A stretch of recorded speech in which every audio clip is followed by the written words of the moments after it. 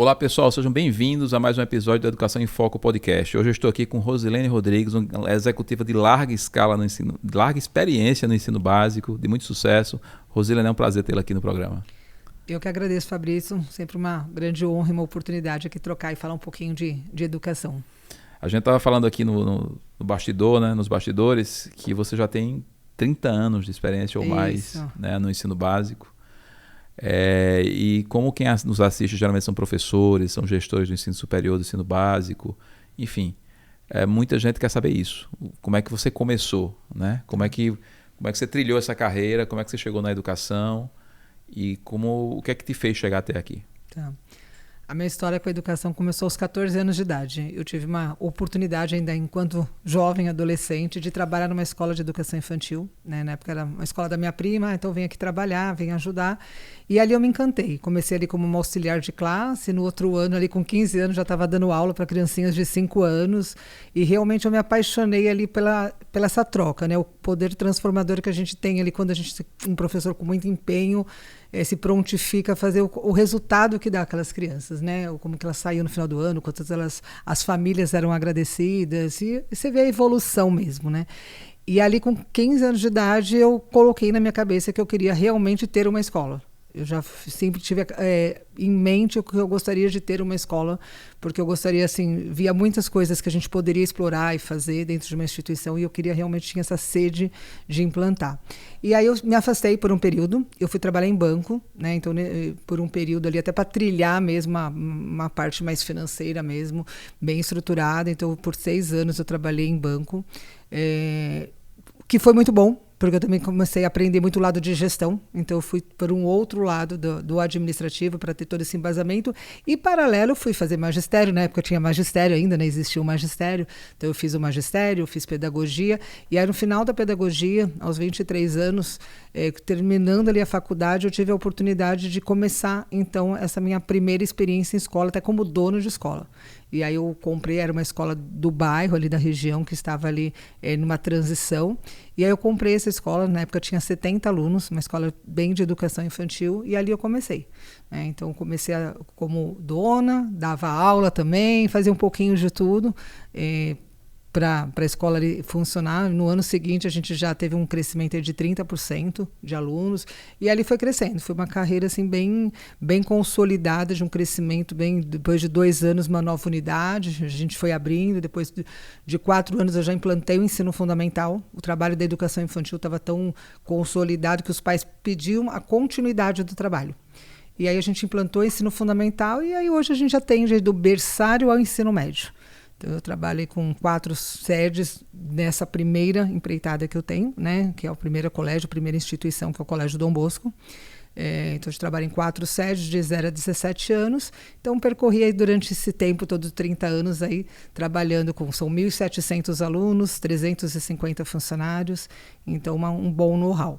E aí, com isso, com toda essa expertise e também sentindo um mercado, sentindo um momento da educação, o quanto que hoje a educação bilíngue é muito importante, né? Acho que dentro das escolas veio muito esse sonho e essa vontade de também ter uma escola com foco em educação bilíngue. Escola de período integral, como eu acredito, uma escola bilíngue com formação integral.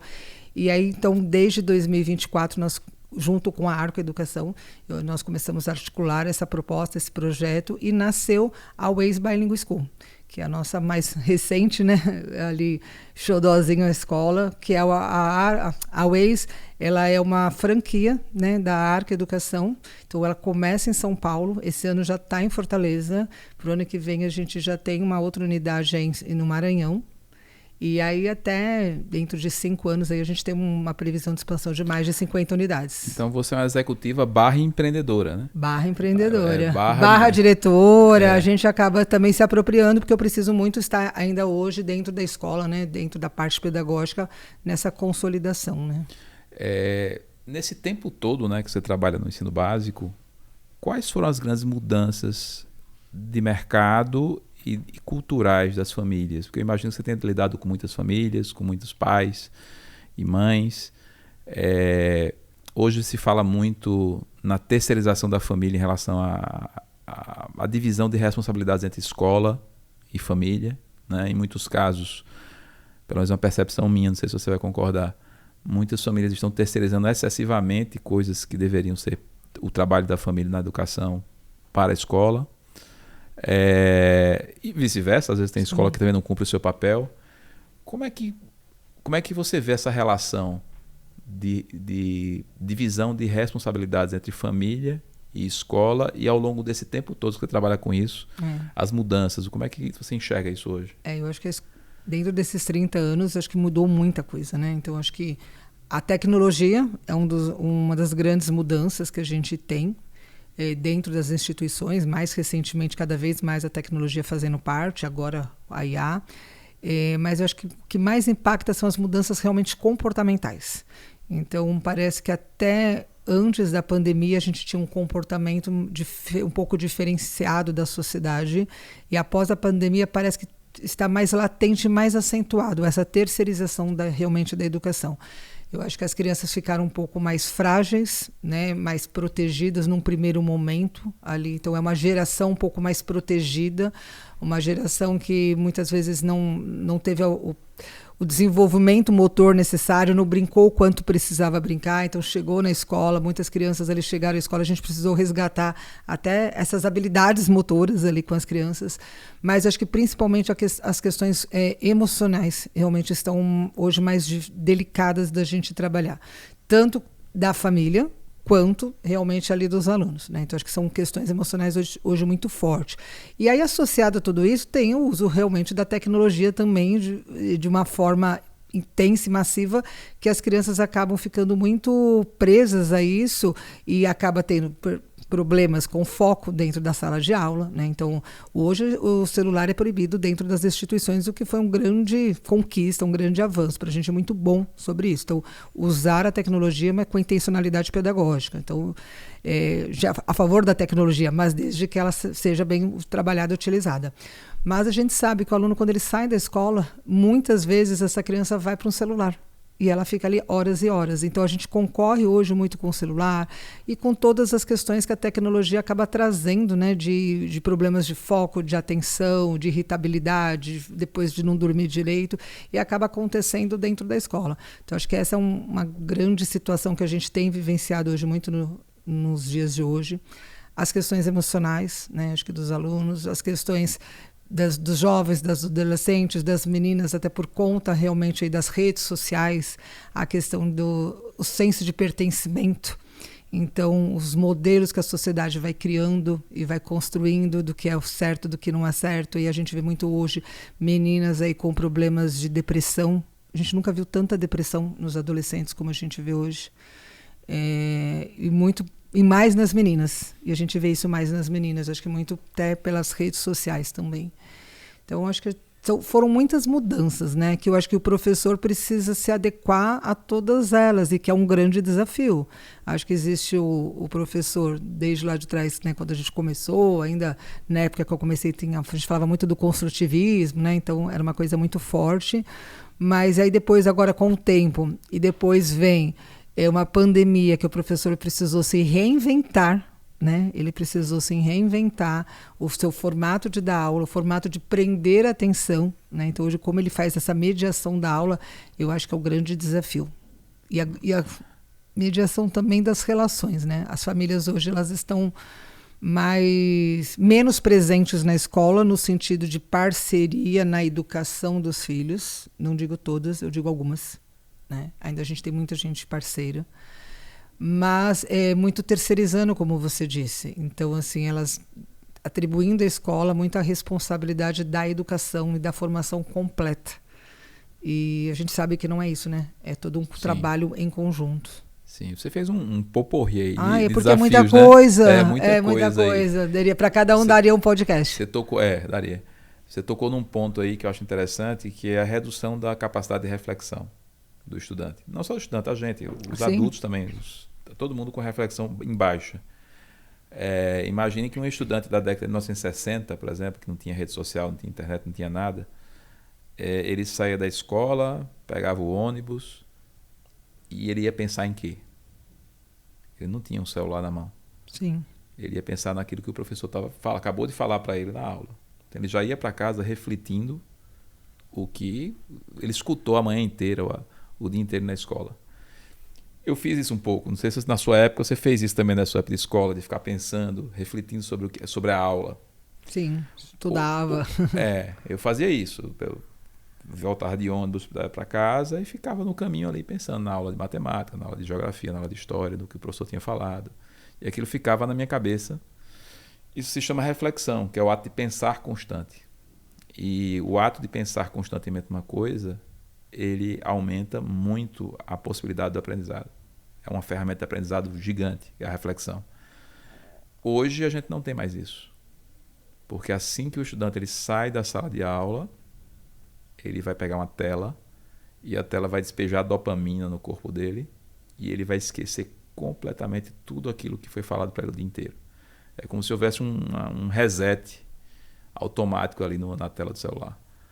E aí quando o aluno volta no outro dia para dar continuidade àquela mesma aula que ele teve no dia anterior, é como se ele tivesse amnésia. Não sei se você já viu isso na escola, em sala de... Os professores falando sobre isso. O professor fala, é como se eu não tivesse dado aula nenhuma ontem. E esse mesmo aluno que não reflete, ele também não sabe estudar.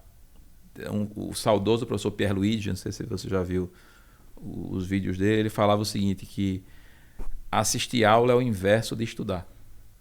Porque assistir aula é algo coletivo e passivo.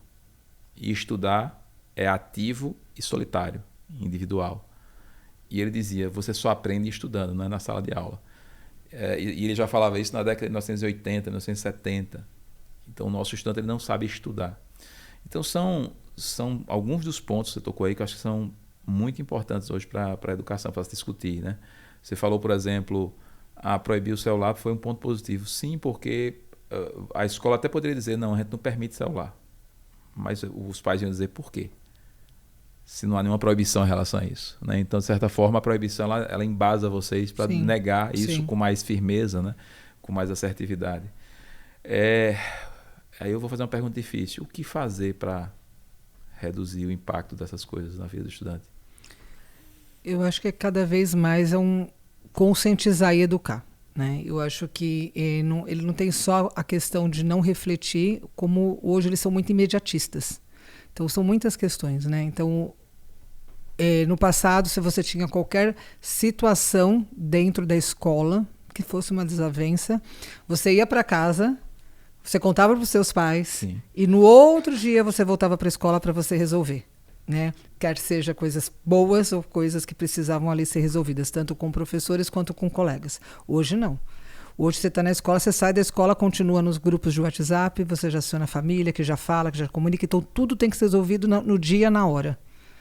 E aí está muito difícil você lidar com essa ansiedade também, né? Das pessoas, dos adolescentes, e tudo acontece na hora. Então, às vezes, por que eu vou estudar agora se eu só vou usar esse conteúdo, talvez, num vestibular, ou para quando eu vou usar esse vestibular, né? Para esse conteúdo. Sim. Então, você se torna cada vez menos atrativo. Então, assim, eu acho que é um trabalho muito de formiguinha, mas de conscientização das famílias, né? E dos alunos. E realmente também um trabalho de conscientização que as aulas precisam ser diferentes, as aulas precisam ser atrativas. Então, os professores precisam trabalhar hoje muito com metodologias ativas, aulas expositivas. Hoje é muito difícil realmente reter a atenção dos alunos, exceto alguns conteúdos que naquele momento você precisa realmente, a parte conceituar em algumas disciplinas, mas você precisa ter, hoje a gente trabalha muito com aulas diferenciadas dentro realmente da escola, para que os alunos sintam prazer de estar na escola. E os alunos sintam prazer de estudar e continuar depois refletindo sobre o assunto. Então, acho que também é um grande desafio. Sim. Mas transformar essas aulas gostosas é muito legal. E quando eu vejo alunos que passam o dia inteiro na escola e falam assim, nossa, eu não vi a hora passar, é gostoso estar aqui. Hoje, nessa nova escola, eles estudam entre os 7h30 da manhã e sai 4 da tarde, quando não fica até às 18 fazendo as atividades esportivas. Então eles passam o dia, e você segurar adolescente o dia inteiro dentro da escola, então as aulas precisam ser muito diferenciadas.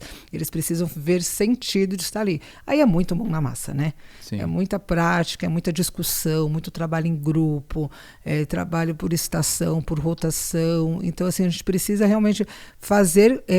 com que eles voltem a ter prazer de estudar e ver sentido. Eu acho que é ver sentido. Por que eu estou aprendendo isso? Eu já conversei com outros executivos do setor e até agora tem sido unânime essa opinião. Vamos ver se você muda essa pesquisa, vamos dizer assim. Para cada escola existe um perfil certo para aquela escola de estudante. Não existe uma escola que vai abranger todos os perfis de estudante.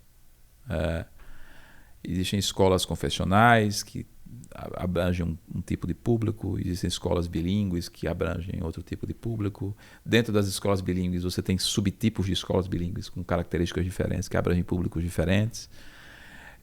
No entanto, eu vejo algumas escolas buscando atingir todos os públicos.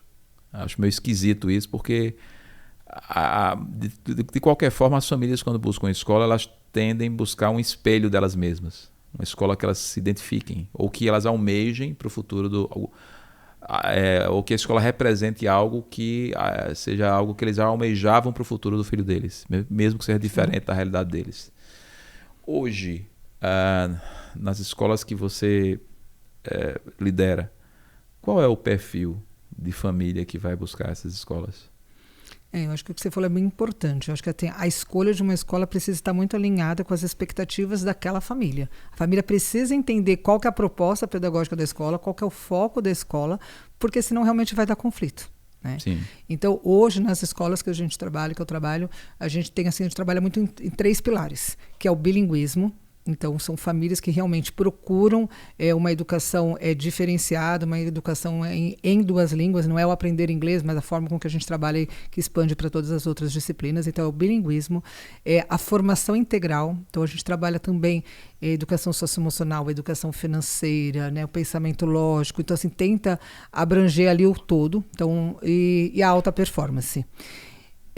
Quando a gente fala de alta performance, a gente só não está falando exatamente ali da aprovação nos vestibulares. A gente fala da alta performance desde a educação infantil, de desenvolver o máximo potencial de cada aluno que ele pode, de acordo com suas habilidades, de acordo com o seu momento, mas de tentar desenvolver o máximo de cada aluno de acordo com cada faixa etária. Então, é uma construção. Então, é um trabalho muito focado na excelência. Então, acho que a construção, desde a educação infantil, né, permeando todas as outras etapas, de um trabalho muito excelente e focado ali realmente em resultado e preparar esse aluno, ele vai naturalmente estar pronto e apto para fazer as suas escolhas. Quer seja estudar aqui dentro do Brasil, quer seja estudar fora do Brasil, que é o que nós estamos preparando bastante. A gente tem muito esse foco também, do foco internacional. Quer seja, né, a carreira que ele quiser ali trilhar. Então, é preparar esse aluno para fazer as suas próprias, que ele esteja pronto para fazer as suas próprias escolhas. Então, hoje o perfil dos pais, né, das famílias que nos procuram, são famílias que realmente buscam muito uma escola bilíngue, mas que também tem a formação integral e alta performance, com muito acolhimento, né? Acho que junto tudo isso não tira o acolhimento, não tira esse cuidado individual. Porque às vezes quando a gente fala alta performance, todo mundo só acaba pensando ali na aprovação, né? E não é isso. Isso vai ser consequência de todo um trabalho. Mas é o que você falou, né? Os alunos ficam ali o dia inteiro na escola. Então, as famílias também e os alunos precisam estar dispostos, né, a ter um dia inteiro dentro da escola. A saber os desafios que é você estudar em 2 línguas, né? Por mais que seja gostoso, mas você também precisa gostar, né? Então, acho que esse é bastante o foco. Um diretor de uma rede de escolas uma vez me falou o seguinte, que no início, quando ele tinha uma única unidade, agora acho que ele deve estar com as 4 unidades, a primeira unidade ele não deixou muito claro qual era o perfil da escola, qual era a proposta da escola exatamente. E ele terminou atraindo estudantes e famílias que buscavam um perfil que não era aquele perfil. Sim. E a escola dele, a escola não chega a ser uma escola confessional, mas ela tem valores cristãos, ele está muito ligado à questão da religião, então isso está muito enraizado na filosofia de trabalho deles. E ele não deixou isso claro. É importante. E ele disse que foi o pior erro que ele cometeu na vida, porque a partir desse erro ele teve muitos problemas até jurídicos. Porque como a expectativa das famílias que entraram no início era uma completamente diferente daquela que a escola oferecia, então gerou até embates jurídicos. Né? E ele disse que que chegou um momento que ele quase até pensou em desistir do negócio, né? Mas aí ele corrigiu o rumo, né? Estabeleceu exatamente o que ele queria e comunicou isso, e a escola começou a andar, e aí hoje ele está com a rede de escolas, então está caminhando bem. Então esse ponto é um ponto realmente de muita atenção, né?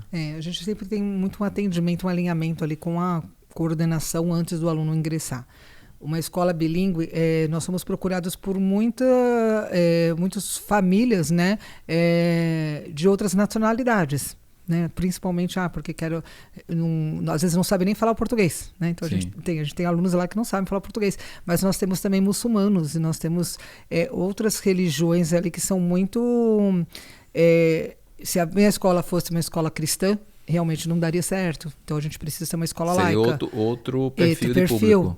Então a escola é laica. Então a gente aceita, recebe, mas a gente coloca, mesmo sendo uma escola laica, existem algumas festividades, algumas comemorações que vão acontecer. E dependendo, algumas religiões, como eu tenho, eles, por exemplo, não permitem nem participar de um aniversário. Aí depende da religião, né? Questão de nacionalidade. Não permite participar de aniversário. Mas eu deixei bem claro, a escola tem. E não vamos deixar de ter. Não, mas nessa hora meu filho precisa sair da sala. Ok, se está tudo bem para você, ok. Sim, você tem que se adaptar ao que a escola propõe. E aí, ok, mas a gente morre de dó. Mas a gente também tem que respeitar a religião. Mas esse posicionamento tem que deixar claro. Deixar claro que é importante. Né? O ruim é você tentar agradar todo mundo e aí vai terminar gerando conflito com alguém. E é o que eu falo, a escola ela tem foco, né? A gente trabalha com um sistema de ensino hoje que é líder em aprovações, né? Que é o sistema SAS, na parte do currículo nacional. O currículo bilíngue ele é feito, ele é todo autoral, né? Pela Arco Educação também, é um material Waze, né? Mas o currículo nacional, o que compõe e faz o bloco integrado aí com a Waze, é o material SAS, que é líder em aprovações hoje também. Então é um conteúdo mais denso. A gente não pode falar que não vai ser um conteúdo denso.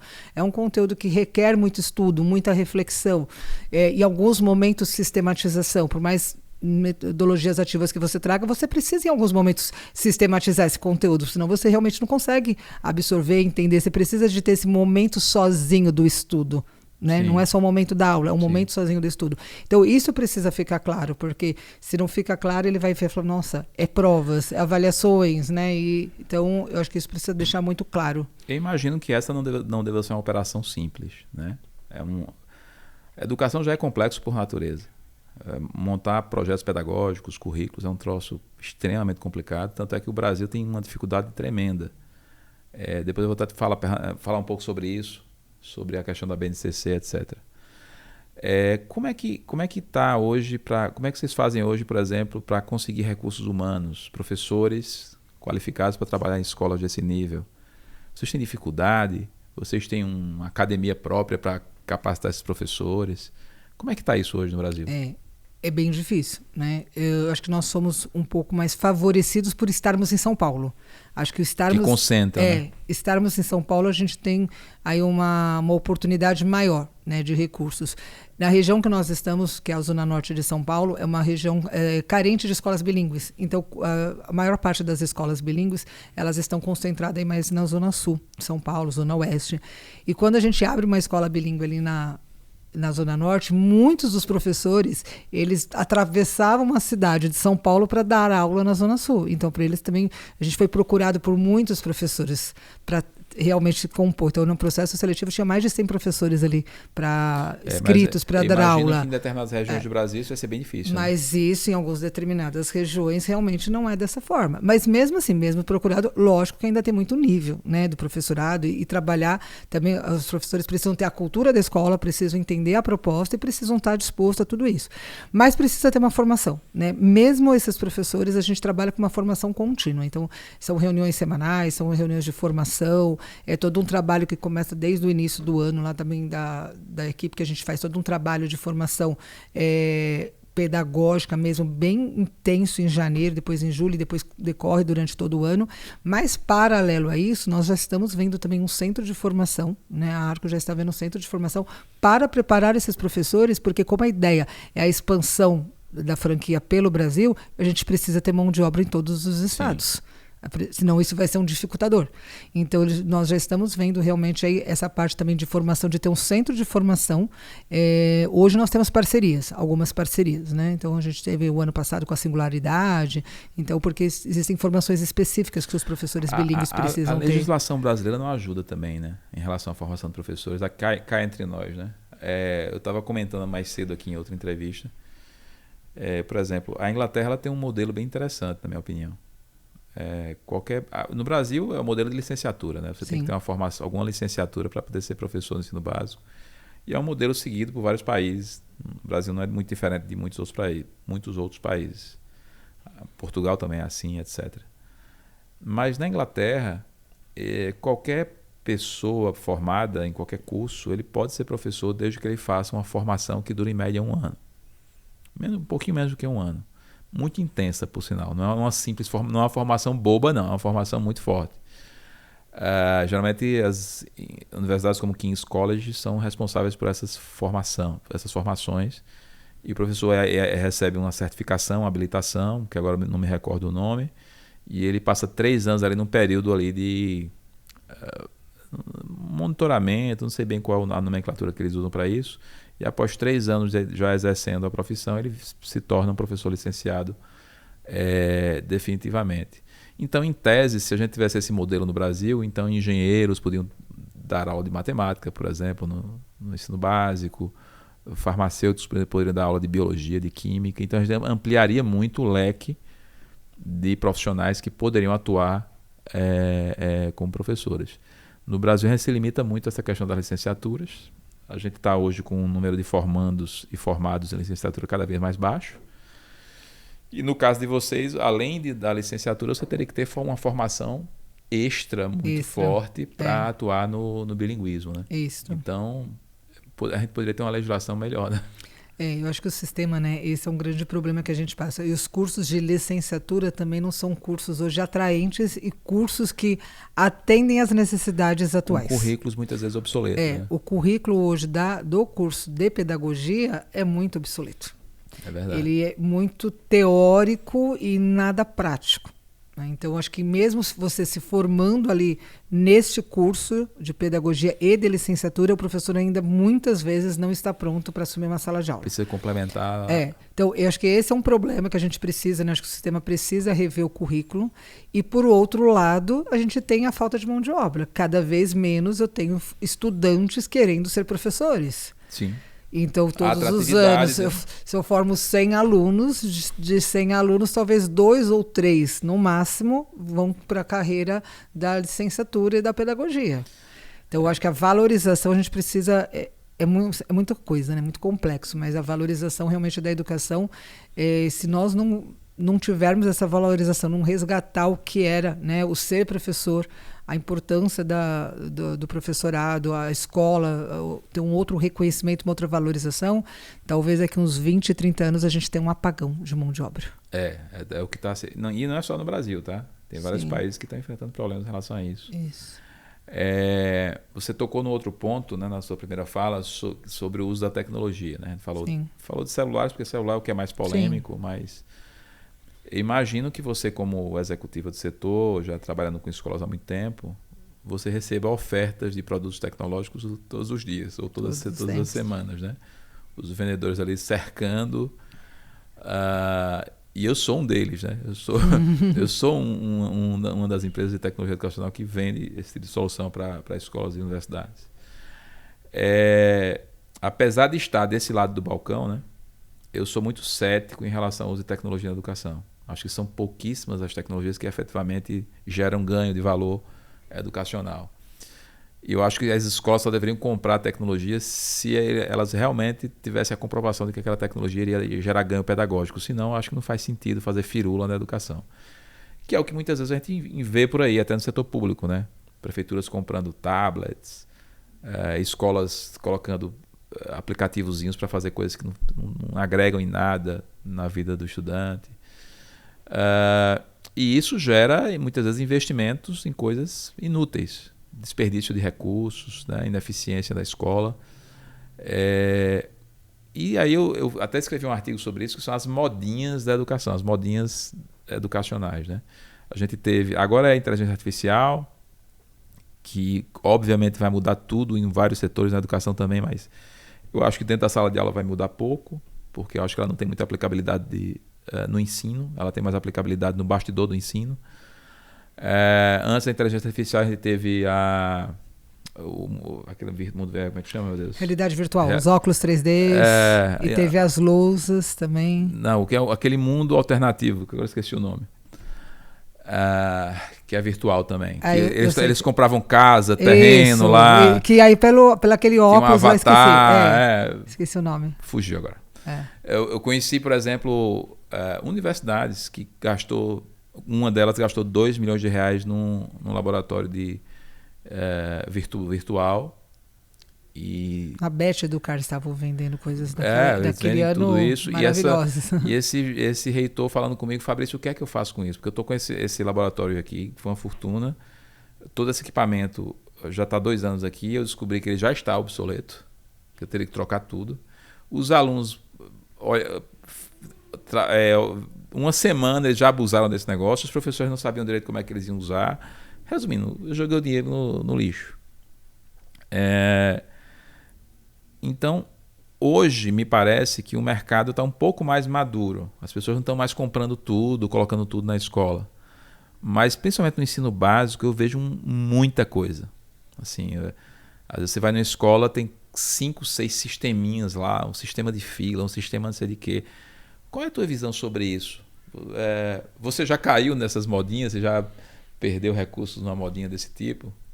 Eu acho que assim, se eu já caí, eu acho que na época de comprar lousa, aquelas lousas, eu esqueci até o nome. A lousa digital. Lousa digital. A sorte é que nós não compramos para todas as salas, né? Nós compramos para poucas as salas e a gente viu ali que assim, realmente o professor precisa ter habilidade, o professor precisa querer, precisa fazer sentido. Você sabe, né, que é uma boa ideia a lousa.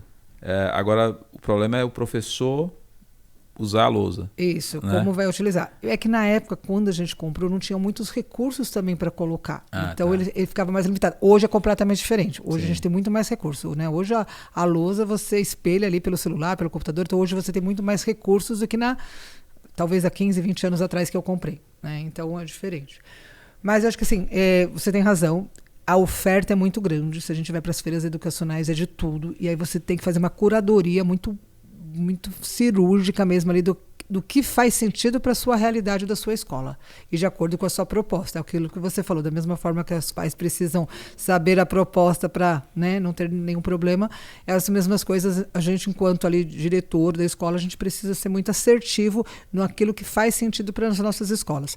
Gosto bastante da tecnologia, sim, tenho muito de tecnologia, a escola é considerada muito inovadora, mas ela tem que fazer sentido. Então, tem tecnologia para na entrega ali, que é bastidores, né? Mas pro drive, quando os pais chegam, então para não ter a questão da fila, então os pais avisam, então a gente vê até a localização onde eles estão chegando, então ali no embarque e desembarque é uma tecnologia da cantina, que é uma boa tecnologia, porque os pais acompanham, colocam o saldo e também monitora também ali e pode delimitar o que pode e o que não pode. Então, eu acho que tem muita tecnologia que a gente usa muito nos bastidores, né?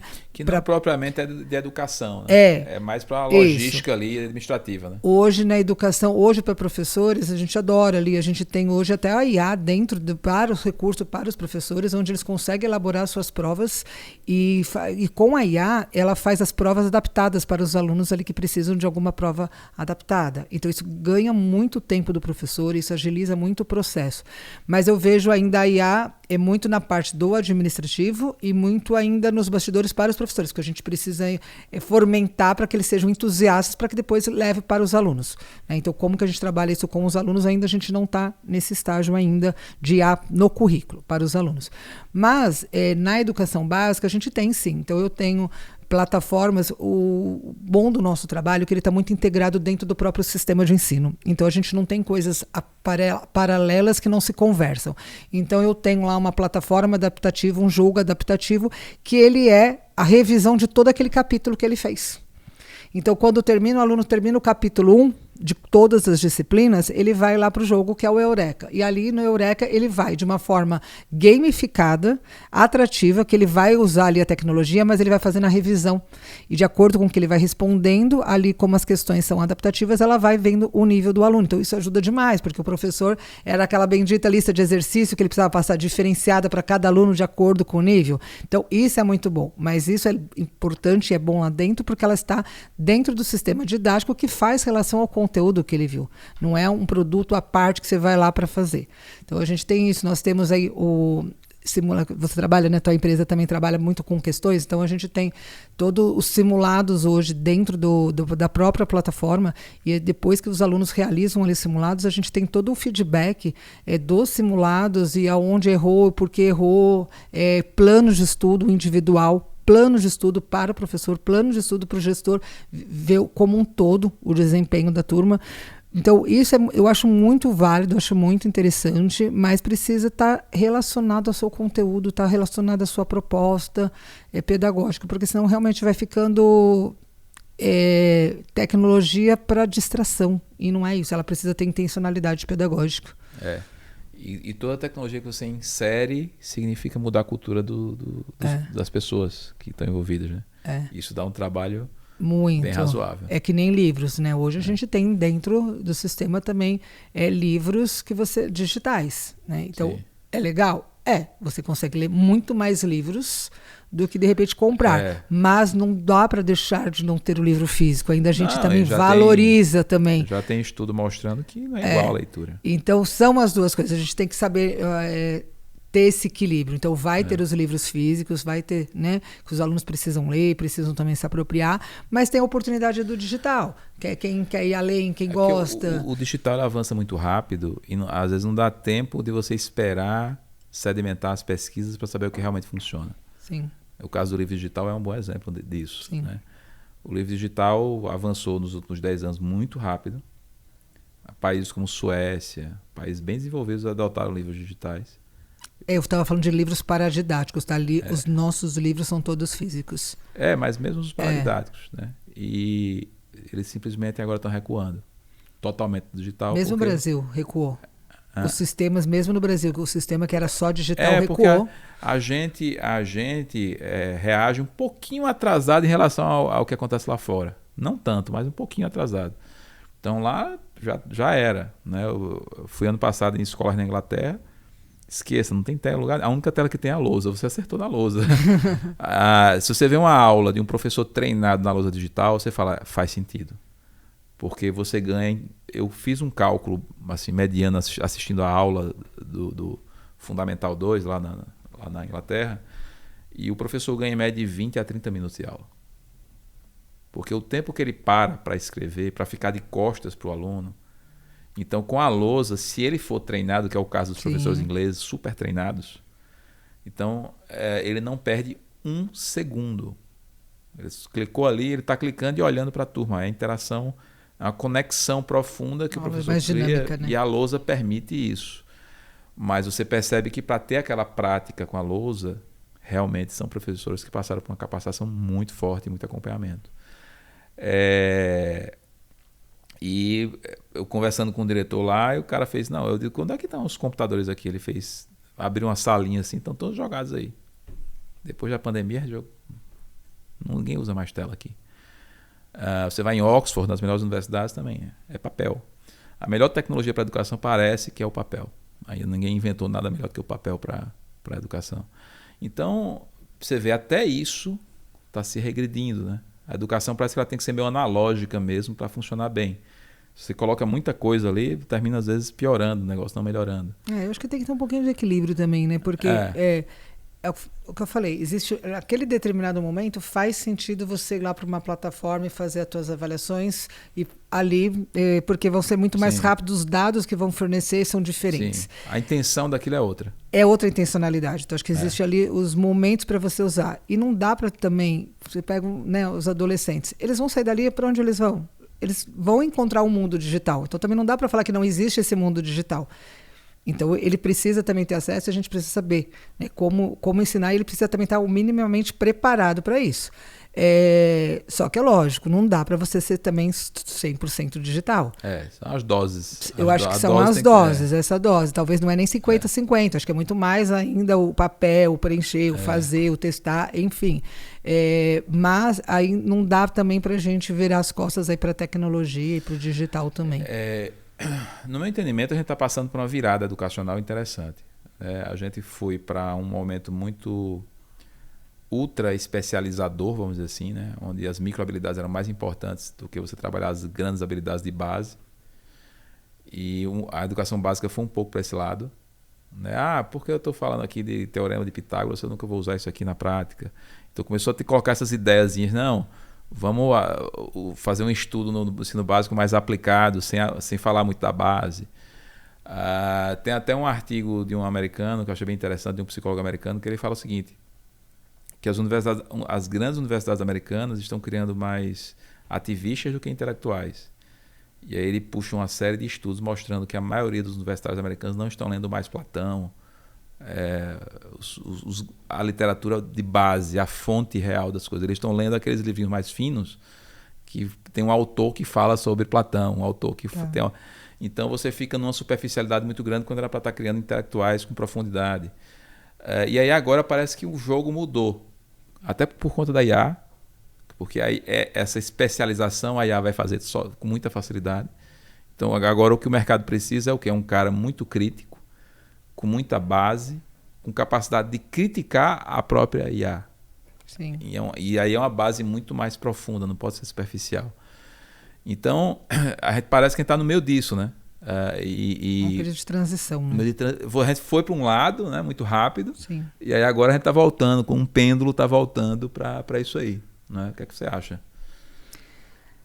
Eu acho que são grandes desafios mesmo e que a gente vai vivenciando a cada etapa. E nesses últimos 5 anos parece que foram muito tensos, né? Muito intenso o que a gente está vivendo nesses últimos anos. Pós-pandemia e agora com a IA, está sendo muito rápido tudo. Então, se adequar tudo isso, você está dando aula e ao mesmo tempo você tem que se adequar a tudo isso, realmente aí é um grande desafio. Mas com certeza, eu acho que a gente tem que formar cada vez mais intelectuais, né? E o que a gente fala, a gente tem que preparar alunos aí para o futuro, né? E o futuro, o que pede? É saber, né, ser resiliente, é trabalhar em equipe, é ter senso crítico, é ter pensamento de raciocínio lógico, é saber argumentar, é saber defender, é saber questionar. Então, acho que essas habilidades, a gente precisa trabalhar muito essas soft skills nos alunos para que a gente possa preparar para um mundo incerto. A gente não sabe exatamente daqui 5, 10 anos como que nós vamos estar com várias profissões que vão surgir, né, com várias necessidades. Então, acho que a gente tem que preparar os alunos nessas grandes habilidades para que ele tenha ali na sua profundidade conhecimento e preparo para poder questionar e estar pronto, apto, né? Para tudo isso. Você escuta às vezes algumas entrevistas, as pessoas falam, pessoas da área da educação inclusive, falando, olha, tem até uma clássica que virou meme, né? Não sei se era uma mãe ou era uma atriz, não lembro mais quem foi, que falava assim, você sabia que meu filho está estudando numa escola que já trabalha as habilidades que vão surgir em profissões só daqui a 15 anos, no futuro? Aí, quer dizer, olha a lógica, né? Quem é que consegue prever quais são as habilidades que vão ser solicitadas daqui a 15 anos?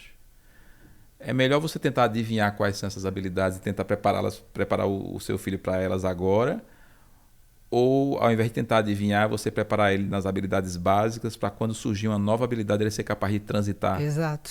Né? Então a lógica estava um pouco deturpada. Né? Você estava tentando adivinhar o que o futuro ia solicitar para tentar ensinar o futuro para as crianças que estão começando agora. Olha o risco que isso nos leva, né? Você falou, né, que hoje a gente precisa questionar a própria IA, né? E recentemente eu fiz uma viagem com algumas alunas que eu fiquei muito encantada pelo programa, não sei se você conhece, que são os simulados da ONU, que acaba acontecendo em algumas escolas, isso já é uma prática, mas a gente teve a oportunidade de ir para UPenn, lá na Filadélfia, uma Ivy League de lá, e nós fomos também para Harvard, nesses 2 simulados, alunos de 14 anos de idade. E o que eu vi, quando você chega lá, você está lidando com 2, 3 mil jovens do mundo inteiro, de todas as outras nacionalidades. E é você ter o tempo todo, eles se prepararam, lógico, né? Teve todo um programa aí de mentoria, de preparação, mas elas foram lá debater temas globais. E quando você chega lá, você tem que argumentar o porquê, né, a sua ideia é válida, o porquê não é. Você tem que trabalhar ali em equipe. Então, de repente, você chega lá sem conhecer ninguém. E, de repente, você tem que formar grupos ali de 10, 15, 20 pessoas de outras nacionalidades, todas concorrendo ao mesmo prêmio que você está concorrendo, todas querendo ali defender a sua ideia, porque estão defendendo um país.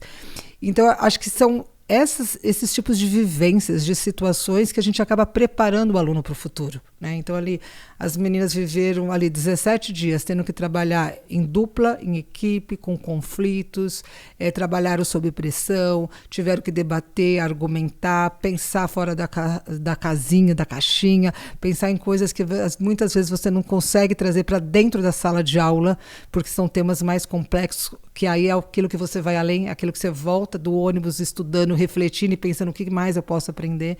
Então, acho que a gente proporcionar vivências diferenciadas, eu acho que isso vai fazer muita diferença. Então, acho que preparar esses nossos alunos, né, com essas habilidades que ele vai utilizar no seu futuro, que é tanto no mercado de trabalho quanto nas universidades, porque ele vai ter que ser questionador, ele vai ter que ser crítico, ele vai ter que saber conviver, ele vai ter que saber trabalhar em equipe, trabalhar com as pessoas, trabalhar sob pressão, que a gente sente hoje uma grande dificuldade, né? Então, eu acho que fortalecer esse emocional desse aluno, ele está bem emocionalmente e sabendo lidar com todas essas habilidades e essas adversidades que a vida coloca, eu acho que é um grande passo para a educação. Boa. O tempo passa rápido, né? Estamos chegando ao fim. Rosilene, o microfone está aberto aí para você divulgar algum projeto pessoal ou profissional. Se quiser deixar um recado aí para o público, fique à vontade. Bom, então, como eu acabei de dar um exemplo, Sim. Então, assim, foi tão rico, né, tudo aquilo que a gente viveu, que a gente quer expandir e dar essa oportunidade para alunos de toda a escola, de toda a comunidade, não só se restringir à nossa comunidade ali bilíngue, que de repente são mais favorecidas, têm um acesso mais fácil.